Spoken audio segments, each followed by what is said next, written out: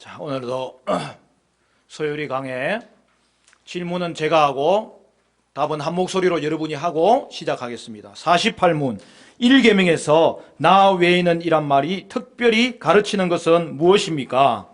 1계명에서 나 외에는 이란 말이 가르치는 것은 모든 것을 보시는 하나님이 다른 신을 섬기는 죄를 아주 싫어한다는 뜻입니다. 사랑하는 여러분, 우리가 십계명을 소요리의 해설을 따라서 살펴보고 있는데요. 여러분, 십계명의 구조를 보면 세 가지 내용으로 구성되어 있는 것을 볼 수 있어요. 가장 먼저는 서문이 나온다는 거예요. 그리고 두 번째는 10개의 계명, 즉 그 계명 각각의 내용이 나온다는 거죠.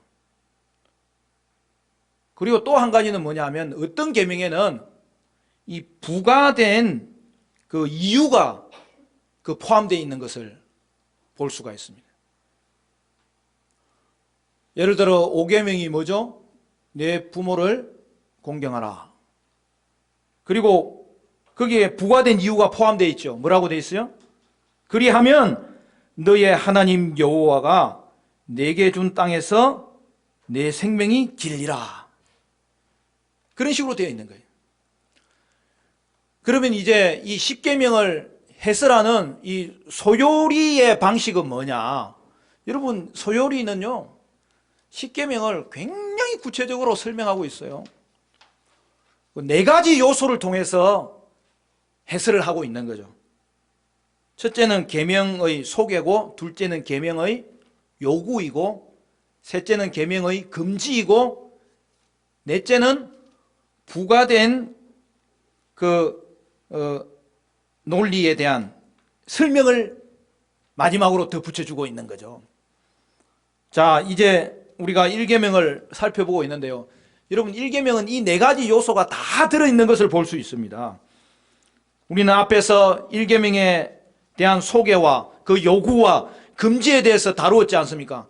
오늘은 한 걸음 더 나아가서 1계명에 담겨져 있는 나 외에는 이라고 이 강조되어 있는 부분, 이 부과되어 있는 이 논리가 어떤 의미인지를 살펴보는 그러한 우리가 해설의 요소에 해당되는 것이죠. 자, 여러분, 1계명에 대해서 부과된 논리의 해설을 뭐라고 질문합니까? 48문은 1계명에서 나 외에는 이란 말이 특별히 가르치는 것은 무엇입니까? 그에 대한 답이 뭐죠? 우리 다 같이 답은 한 번 더 읽습니다. 시작. 1계명에서 나 외에는 이란 말이 가르치는 것은 모든 것을 보시는 하나님이 다른 신을 섬기는 죄를 아주 싫어한다는 뜻입니다. 그래서 오늘 우리가 살펴보기를 원하는 것은 첫 번째로 하나님은 모든 것을 보신다는 거죠. 여러분, 하나님은 우리가 볼 수 있는 것보다 더 잘 보십니다. 우리가 사용하는 개역 개정 성경에는 나 외에는 이라고 번역했는데 성경 원문은 또 그것을 영어로 표현하면은 before me입니다. 그러니까 내 앞에라는 뜻이죠. 그러니까 내 앞에라는 단어는 하나님이 모든 것을 보신다는 사실에 우리를 주목하게 만드는 거죠. 하나님은 모든 것을 동시에 보셔요. 무소부재하신 하나님이죠. 한 사자 성구로 되어 있지만 아주 집약해서 하나님의 성품을 표현한 거죠. 무소부재, 계시지 않는 곳이 없으신 하나님이기 때문에, 그 하나님이기 때문에 이 모든 것을 보심이 가능한 거죠. 성경은 하나님이 하늘에서 떨어지는 작은 새들도 모두 보신다고 말합니다. 하나님은 아직 태어나지 않은 어머니 뱃속에 있는 어린아이들도 보신다고 말합니다. 하나님은 일어나는 모든 일을 보고 계십니다. 심지어 사람의 마음에 생각하는 것도 다 들여다보십니다. 만약 사람이 하나님 외에 다른 것을 신으로 삼으면 참되신 하나님은 그것을 다 알고 계십니다. 하나님 예배하고 섬기기를 거부하면 하나님은 그것을 다 알고 계십니다. 사람이 이따금 교회에 가고 착하게 살더라도 다른 사람의 눈에 좋아 보이기 위해 그렇게 할 수 있어요. 하나님에 대해서 관심이 없고 하나님 예배하는 신용만 하는 거죠. 하나님은 우리의 마음이 하나님을 섬기고 있는지를 다 알고 계세요. 그래서 성경은 우리가 하나님을 섬길 때에 신명기에서도 그랬고 예수님도 하신 말씀이 뭐예요? 너의 마음과 목숨과 뜻과 힘을 다하여 사랑하라. 그렇게 말씀하셨습니다. 사람의 눈은 속일 수 있을지 모르지만 하나님은 그가 일계명을 지키고 있는지 아닌지를 정확하게 알고 계신다는 사실입니다. 두 번째로는 다른 신을 섬기는 것은 죄라는 것이죠. 오늘 읽은 본문 말씀 시편 44편 20절 21절 우리 같이 읽겠습니다. 다 같이 시작. 우리가 우리 하나님의 이름을 잊어버렸거나 우리 손을 이방신에게 향하여 폈다면 하나님이 이를 알아내지 아니하셨으리까 물어주는 마음의 비밀을 아시나이다. 하나님은 다른 신을 섬기는 것을 죄로 여기시며 그것을 주목하고 계시며 마음의 비밀을 하나님은 아심으로 말미암아 그 잘못된 마음을 매우 불쾌하게 여기신다는 사실이죠. 하나님은 다른 신 섬기는 죄를 항상 알고 계십니다. 여러분 성경에 보면 이스라엘과 블레셋이 전쟁하는 장면이 나오지 않습니까? 블레셋은 다곤에게 기도하고 우상을 섬겼던 민족 아닙니까?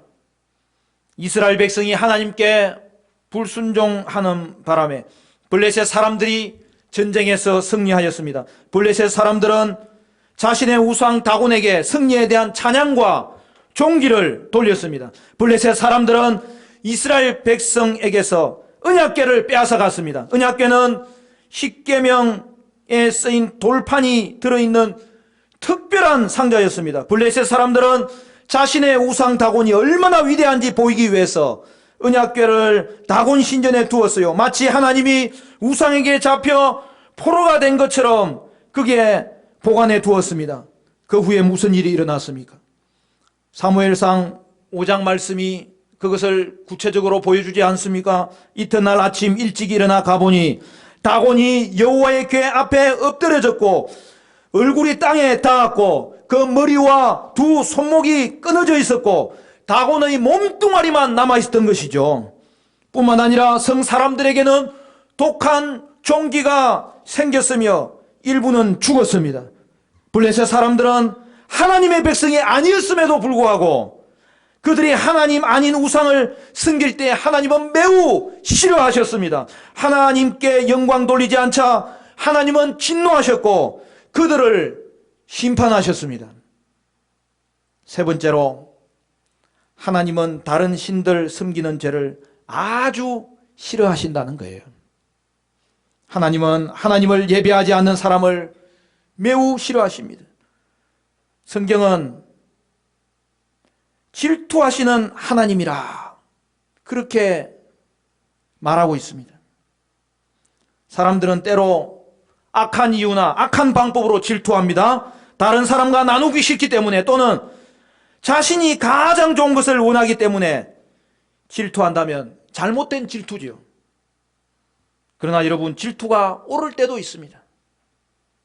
그것은 바로 부부 사이의 질투죠. 남편이 자기 아내를 질투할 수 있습니다. 다른 사람이 자기 아내를 취하는 것을 결코 원치 않는 거죠. 자신이 아내의 유일한 남편이기 때문이죠. 그러므로 여러분 남편과 아내의 사랑은요 섞이지 않는 사랑이에요. 절대적인 사랑이에요.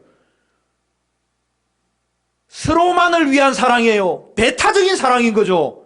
그게 부부의 진짜 사랑인 거죠. 결코 다른 사람과 나눌 수 없는 사랑인 거죠. 따라서 여러분, 남편과 아내가 다른 사람에게 마음을 주는 것에 대하여 질투하는 것은 너무나 당연하고 자연스럽고 정당하고 또한 필수적인 요소라는 사실이죠.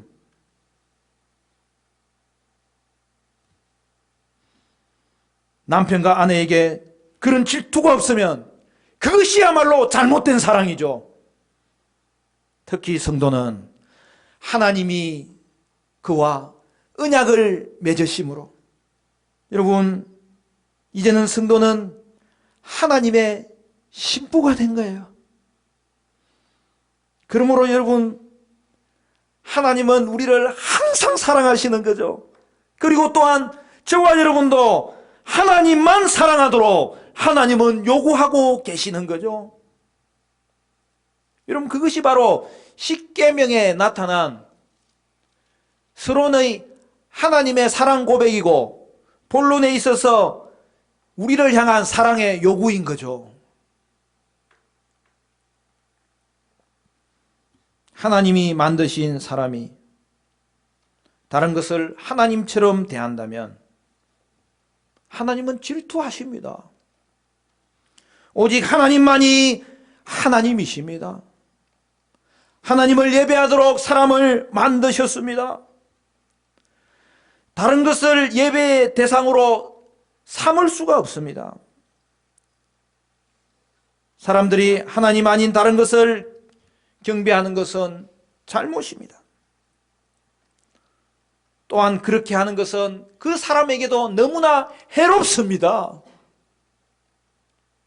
이런 이유들 때문에 하나님을 경배하지 않는 사람들을 하나님은 아주 싫어하십니다. 하나님은 질투하시더라도 결코 악하지 않으십니다. 사도행전을 보면 초대교회 성도들이 신앙생활하는 모습이 나와요. 초대교회 성도들은 많은 신을 경배하는 그러한 문화들 가운데, 사람들 가운데 살았어요. 그러니 그들이 처음에 하나님의 교회를 세울 때에 그 교회에 세우는 것이 바람 앞에 촛불같이 풍전등화의 심정으로 그들은 하루하루를 살았던 것 아니겠습니까? 그 중에서도 당시 사람들은 평범한 사람에 불과한 자신의 통치자들을 마치 신이라도 되는 것처럼 숭배했습니다. 통치자들은 자신이 사람에 불과하며 신이 아님을 알고 있었습니다. 사람들이 자기를 신이라고 계속 떠받쳐 주니까 스스로도 그렇게 믿기 시작했을 것입니다. 또는 스스로 신이라 믿지 않더라도 사람들이 그렇게 믿고 자신을 높이니 그들은 좋아했을 것입니다. 사도행전에 보면 헤롯이라는 왕이 등장합니다. 헤롯은 사도들이 하나님의 말씀을 가르치지 못하도록 막았으며 참되신 하나님을 대항하였습니다. 사도 야고보를 죽였고 이제는 사도 베드로를 죽이려고 계획하였습니다. 하나님이 천사를 보내서 갇혀있던 베드로를 옥에서 풀어주었습니다. 군사를 보내어 베드로를 잡아 죽이려고 했던 헤롯은 망연자실했습니다. 베드로는 거기 없었습니다. 헤롯은 베드로가 어디 있는지 알 수 없었고 절대로 찾지 못했습니다. 헤롯 왕 주변에 왕에게서 뭔가를 얻어내려는 사람들이 많았습니다. 그들은 왕을 칭송하고 헤롯을 신이라고 부르면서 아첨하였습니다. 헤롯에게 무슨 일이 일어났습니까? 헤롯이 영광을 하나님께 돌리지 않았으므로 하나님이 그를 치셨고 벌레에 먹혀 죽었습니다. 반면에 헤롯이 그토록 막으려고 한 하나님의 말씀은 갈수록 흥황하였고 계속해서 널리 퍼졌습니다. 오늘날 사람들이 자신이 신이라도 되는 것처럼 사람들에게 칭송과 높임 받기를 원하고 있습니다. 오늘날 사람들이 위대하고 유명하기 때문에 하나님의 통치를 따를 필요가 없다고 생각하는 자들이 늘어나고 있습니다. 하나님은 지금도 변함없으신 하나님이십니다. 오늘날에도 다른 사람을 높이고 경배하는 사람들, 또는 헤롯 왕 이야기에서 헤롯이 한 것처럼 그런 칭송받는 사람에 대해서 하나님은 똑같이 느끼십니다. 에베소서 5장 6절을 보면 탐욕이 우상숭배라고 했어요. 탐욕을 부리는 자가 우상숭배자라고 했어요. 탐욕 부리는 자는 하나님이 주신 것보다 더 많은 것을 원하고 결국에는 얻고자 범죄합니다. 이런 사람은 하나님 나라와 결코 관련 없는 사람이에요. 하나님의 진노가 그에게 임할 것입니다. 하나님의 진노는 하나님의 거룩하고 강력하고 무시무시한 분노입니다. 하나님은 다른 사람을, 다른 대상을 신으로 섬기는 자들을 매우 싫어하십니다. 하나님은 그들이 회개하길 인내하고 계십니다. 하지만 하나님의 진노는 결국 그들에게 임하게 될 것입니다. 사랑하는 성도 여러분, 앞주에도 관용에 대해서 우리가 그런 표현을 나누었지만 오늘날 많은 사람들이 착각하는 게 있어요. 누구를 예배하는지에 대한 모든 사람의 견해는 수용해야 친절하고 사랑을 나타내는 것이라고 믿고 있어요. 자기가 섬기고 싶은 것은 아무거나 섬기는 거예요. 또 아무것도 섬기지 않기로 또 하는 사람도 있어요. 특별히 어느 것이 더 낫다고 생각하지 않는 시대를 맞이했습니다. 여러분, 요즘 사람들이 예배에 대해서 그렇게 말하는 것입니다. 하나님은 이에 동의하지 않으십니다. 사람이 하나님을 예배하지 않는다면 죄를 짓는 겁니다. 하나님은 이스라엘 백성에게 약속의 땅을 주시며 거기에 편안하게 정착할 때에 하나님을 잊어버릴 수 있다고 경고하였습니다. 그들이 하나님을 잊고 다른 신을 경배하면 그들을 진멸하겠다고 말씀하셨습니다. 오늘 십계명에 있는 이 한 단어를 하나님이 친히 거기에 붙여 놓은 이유가 바로 그것입니다. 너는 다른 신을 섬기지 말라. 거기에 하나님은 이 경고의 말씀을, 그리고 하나님의 강조의 뜻을 심어주기 위해서 나 외에는 이라고 하나님은 강조하여 말씀하여 주셨고, 그러면서 우리를 경고하고 있는 거죠. 나 외에는 이라는 이 추가된 경고의 말씀이 우리를 두렵게 만드는 것이 사실입니다. 그러나 여러분, 우리는 추가된 이 경고의 말씀 덕분에 더 우리 자신을 돌아볼 수 있고요, 깜짝 놀라서 회개의 길로 다시 나아갈 수 있고요, 그로 인하여 우리는 각성할 수 있고요, 그리하여 여러분, 우리는 주님 앞에 서 있는 우리 자신을 다시 생각하며 안심할 수 있고요, 감사할 수 있게 만드는 것이죠. 여러분, 하나님의 말씀은 한 구절도